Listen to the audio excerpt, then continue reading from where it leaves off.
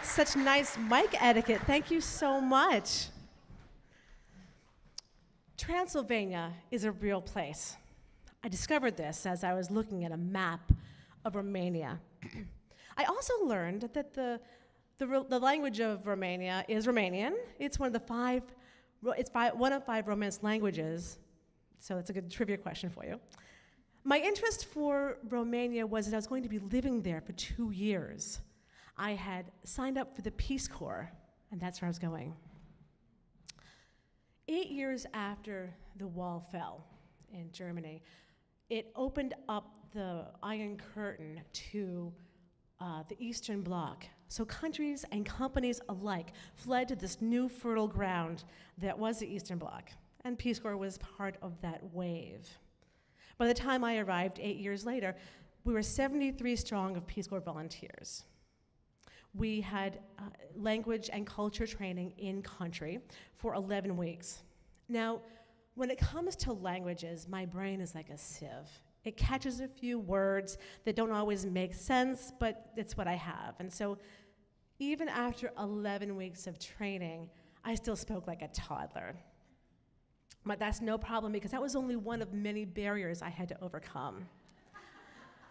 I also had to overcome those unseen social norms that I would just stomp right through without realizing it.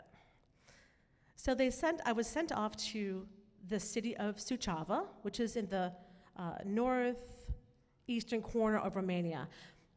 I like to think of it as the Maine of Romania. It's hard to get to. The people talk with a funny accent. Instead of lighthouses, people go to see the painted monasteries that have been there for centuries.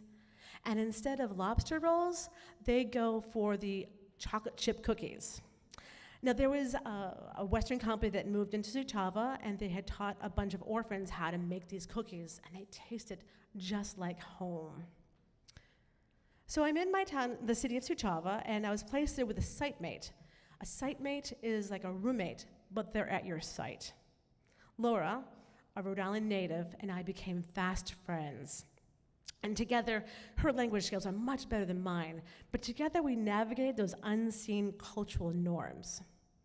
It was a little bit of a lonely time for both of us. We were sort of plunked into the city, foreigners in this land. People looked at us suspiciously.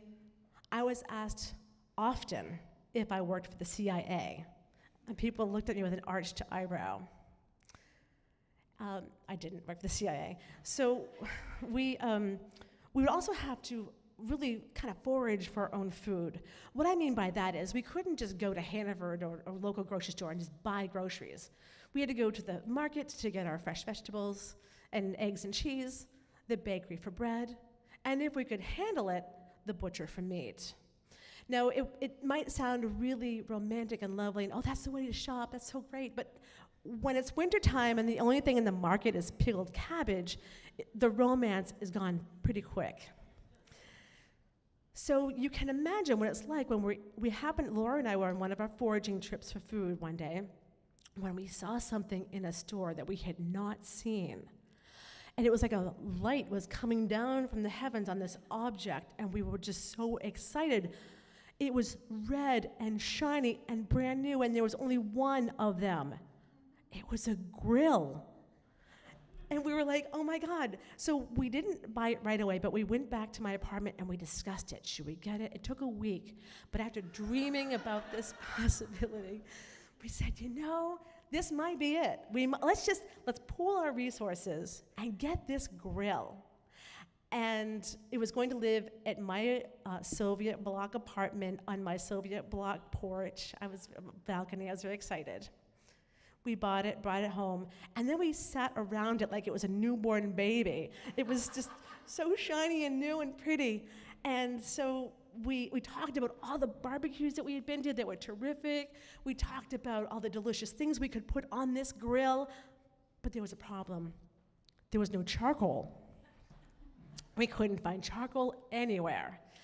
So the grill more became a symbol of better times.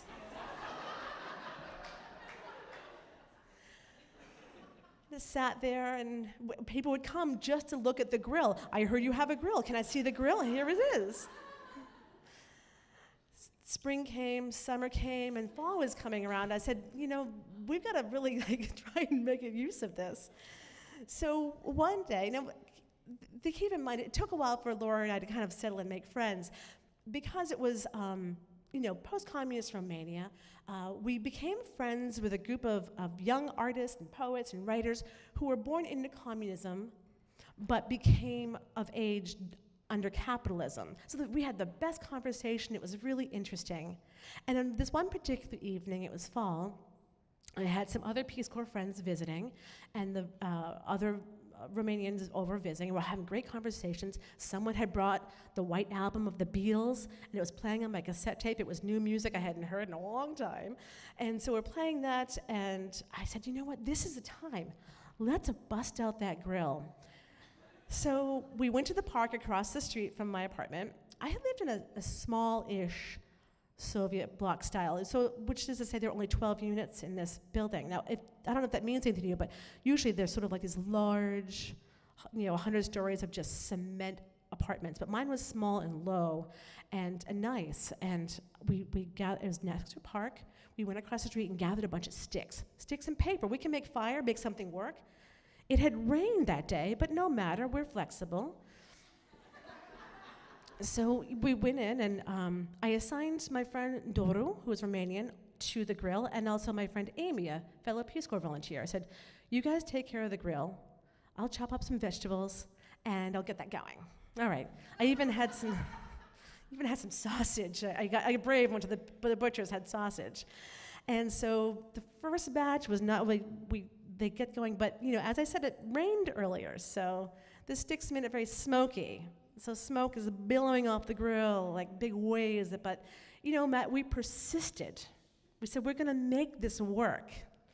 I had given them slices of eggplant and some sausages. The eggplant burned on the outside, raw and bitter on the inside. But no matter, we did have some chocolate chip cookies, so there was that. And the sausages were they were inedible.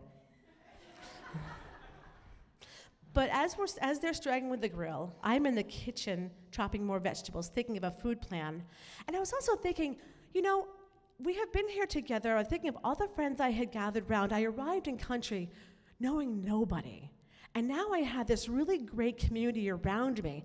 I felt loved, I felt supported, I felt really like, this is so cool, I'm kind of making a difference, and they're making a difference in my life. When all of a sudden, I heard, boo, boo, boo, boo, on the door, and screaming, like, oh my God, what's happening? So I ran in the hallway, I opened the door, and I am met with pure rage. I don't know if any of you have encountered an Eastern European grandmother before, but they are not to be reckoned with. They have survived breadlines, alcoholic husbands, and they have made feasts out of nothing. And so she is there, shorter than I am, with wiry gray hair coming out. Her face is crumpled like a napkin, and she's waving her bony finger at me and shouting at me. Keep in mind, my language skills have not improved. I'm sensing that she's upset, I get that. But I have a sense of detachment, like, this woman is upset about something, I wonder what it is. So I look down the hallway to my friends who speak Romanian, who are better speakers of Romanian, for help. But as I look, I see nothing. I only hear the Beatles with the White Album playing. And I say, hey guys, a little help? Then a disembodied voice says, she's upset about the smoke. She said you're gonna kill her. Like, oh. It made sense because she lived right upstairs, so the smoke was billowing right up and going right into her apartment.